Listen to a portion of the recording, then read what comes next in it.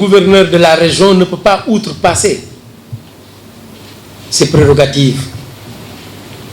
Et nous, ce que nous avons vu, notre camp, je dis bien, nous avons vu une organisation d'élections dont les règles ont été très claires. Les règles ont été claires dans la mesure où la section qui semble-t-il pose problème et dont il n'existe aucun problème parce que c'est très clair. Et nous allons le dire. L'ensemble des présidents des chambres de commerce qui sont là actuellement, leur mandat est terminé depuis 2014. Il faudrait que ça soit très clair. Leur mandat est terminé depuis 2014. Et les élections devaient se faire en 2014.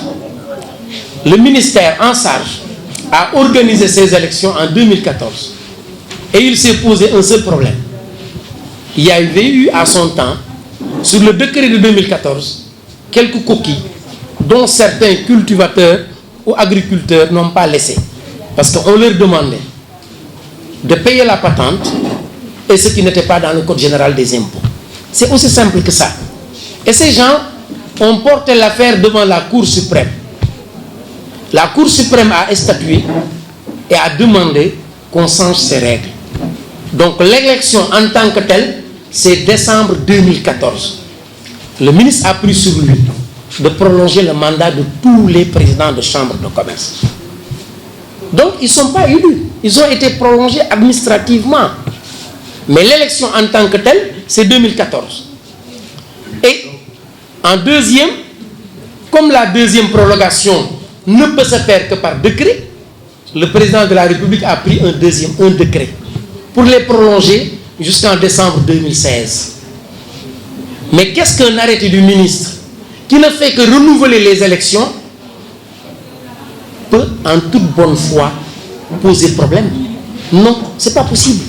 Tous ces présidents de chambres de commerce ont terminé leur mandat légitime en 2014.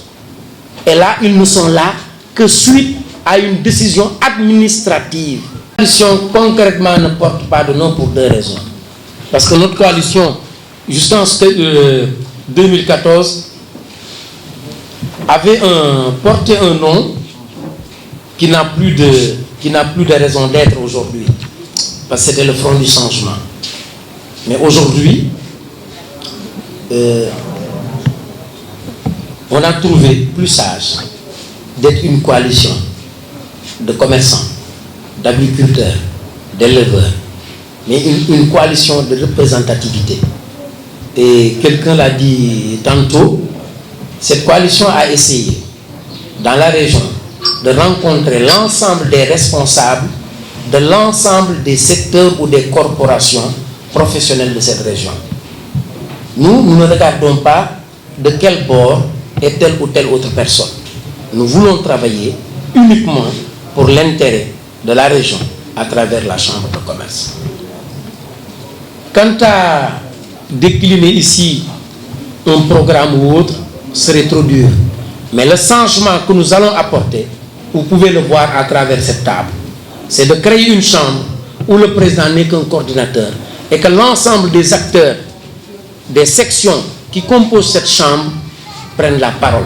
Et c'est à eux et à eux seuls de prendre la parole. Parce que dans cette chambre, nous aurons une section transport qui aura un président, nous aurons une section commerce qui aura 3 présidents, parce que la section commerce est divisée en 3 sous-sections. Et chaque section aura son président. Nous aurons les éleveurs qui auront leur président.